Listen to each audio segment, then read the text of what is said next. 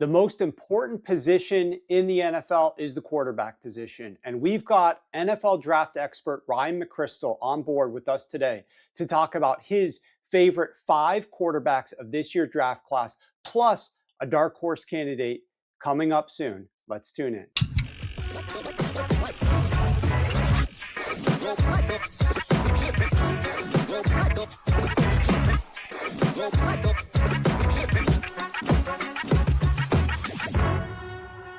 We are going to be going position by position with NFL draft expert Ryan McCrystal here on Sharp Football Analysis to talk about the most important and best players of this 2026 NFL draft in his professional opinion. Now, why should you take Ryan McCrystal's opinion really strongly? Well, here's why. Ryan McCrystal had the highest big board score in big board history, according to the Huddle Report.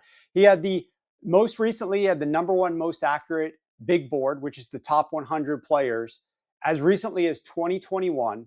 And over the last 5 years, he's 7th most accurate in his big board prognostication. So he's got his finger on the pulse of what these teams are looking for in NFL draft candidates. And we're going to break down these quarterbacks right now. Make sure that you guys are subscribed so you don't miss out on any of these shows. We're going to be running through position by position.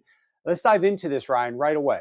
Let's start with the best quarterback, in your opinion, in the 2026 NFL draft. You're going with Fernando Mendoza. How confident were you in this selection? Where do you think he would stack up in some of the prior drafts? Like, I know he's the best, in your opinion, of this class, but where do you think he fits in, and what are some of his strengths and weaknesses? Yeah, this was a pretty easy decision to have Mendoza as the top quarterback in this class. I think there's a pretty sizable gap between him and the next guys who are going to come off the board. What he does really well is he's just a good decision maker in the pocket. He's accurate. He delivers a very catchable ball.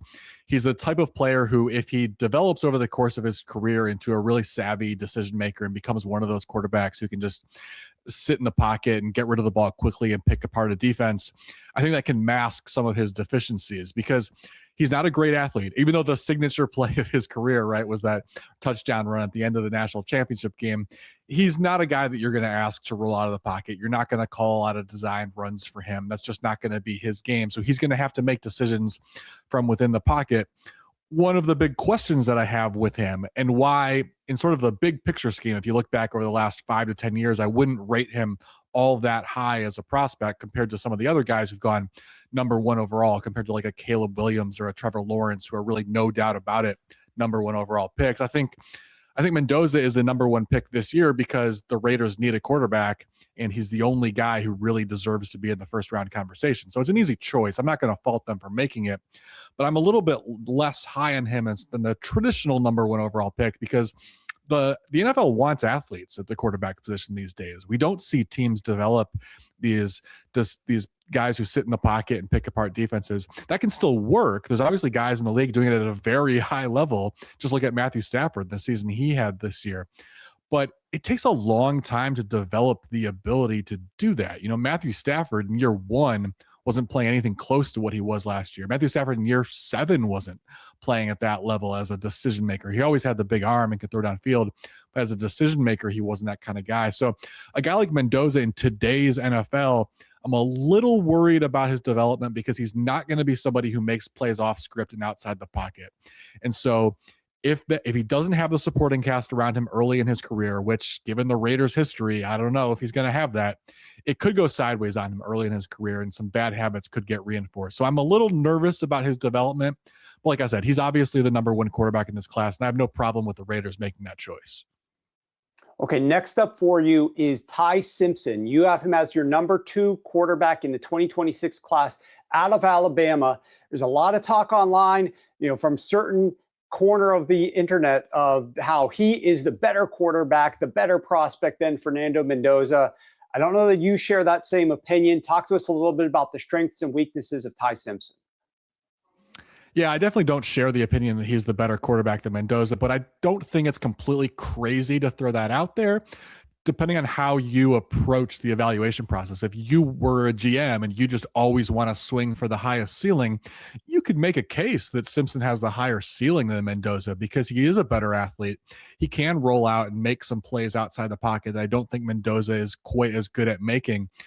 Now, the biggest question mark, and why if I were a GM, I simply would not consider him in the first round or even the second round, he's only played 1 year as a starting quarterback at Alabama. And so we haven't seen him develop sort of the mental side of the game. Yeah, the traits are there. I have no doubt about it that he has the tools to be a starter in the NFL.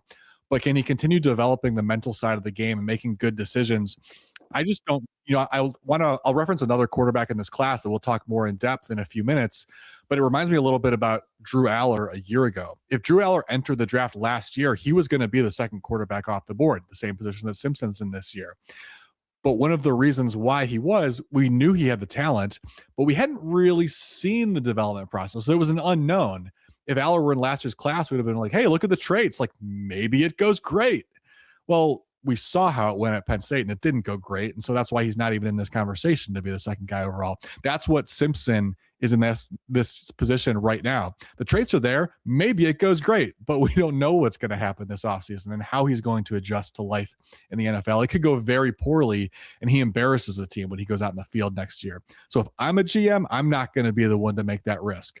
I won't be shocked if it works out because the traits are there, but you're going to have to take a really big swing and just kind of cross your fingers and hope that the mental side of the game clicks for him pretty quickly. Your quarterback number 3 is Garrett Nussmeier out of LSU. And similar to some of these other quarterbacks, good 2024 season, much worse in 2025. How do you evaluate him and why do you have him as quarterback 3 of this class?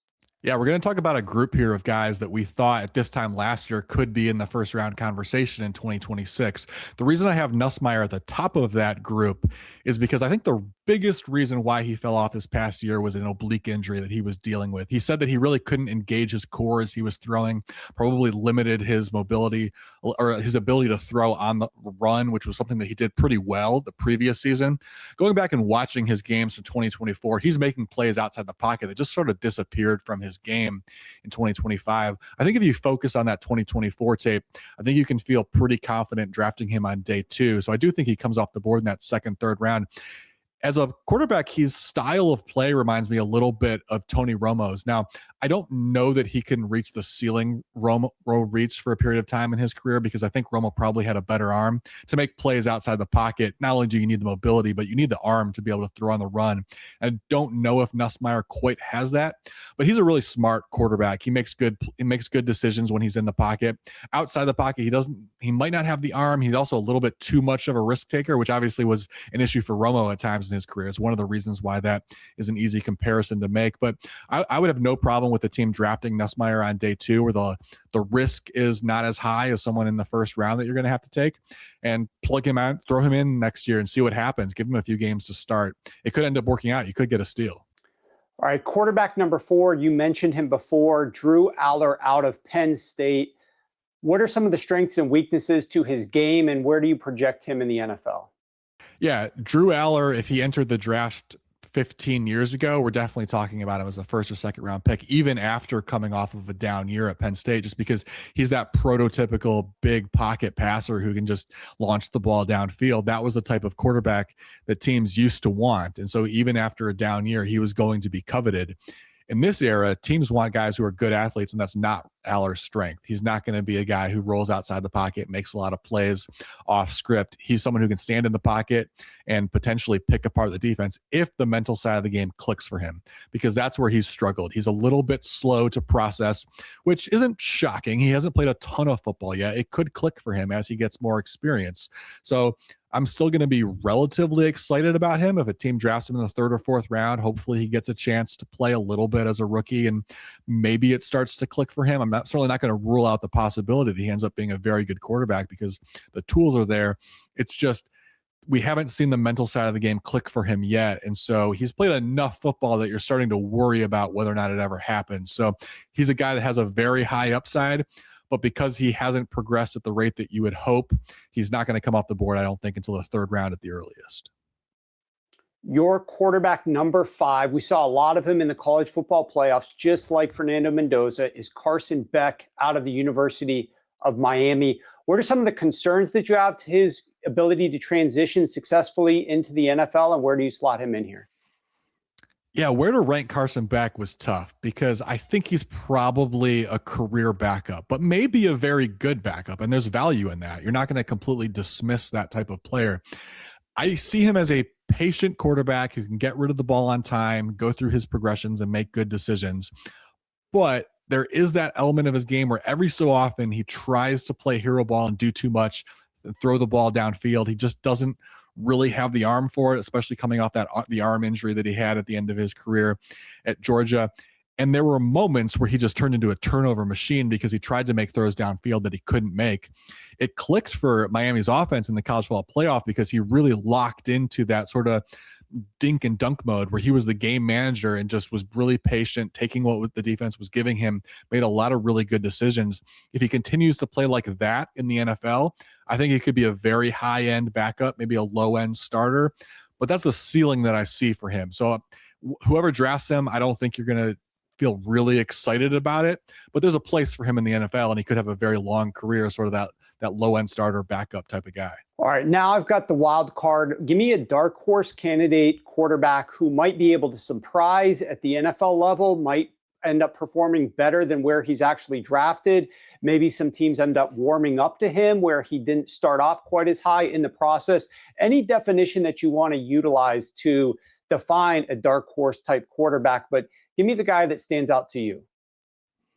Yeah, I think almost anybody would answer this question the same. The dark horse is Taylen Green, Arkansas's quarterback, because the thing that this quarterback class is missing is that dynamic athlete who can run around and launch the ball downfield. Taylen Green is that guy. He sort of reminds me a little bit of Anthony Richardson. Now, he's not going to get drafted anywhere near as high as Richardson was, but one of the reasons Richardson got drafted so high was sort of what we talked about a little bit earlier with the difference between Simpson and Allar. We hadn't seen that much of Anthony Richardson. So there was sort of like that wishful thinking, like, hey, maybe it all comes together and it works out and he's a home run.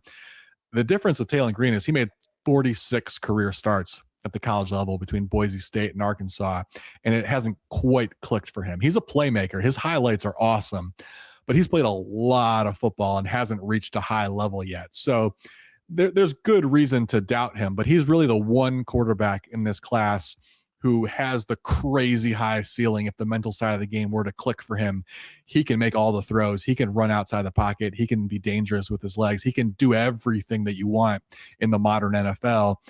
But like I said, 46 starts and it hasn't clicked yet. It's probably not going to happen. All right, well, there you have it. Ryan McCrystal's top 5 quarterbacks plus a dark horse candidate in this year's upcoming 2026 NFL draft. If you want more analysis from Ryan McCrystal, make sure you're subscribed right here on YouTube or your favorite podcast platform.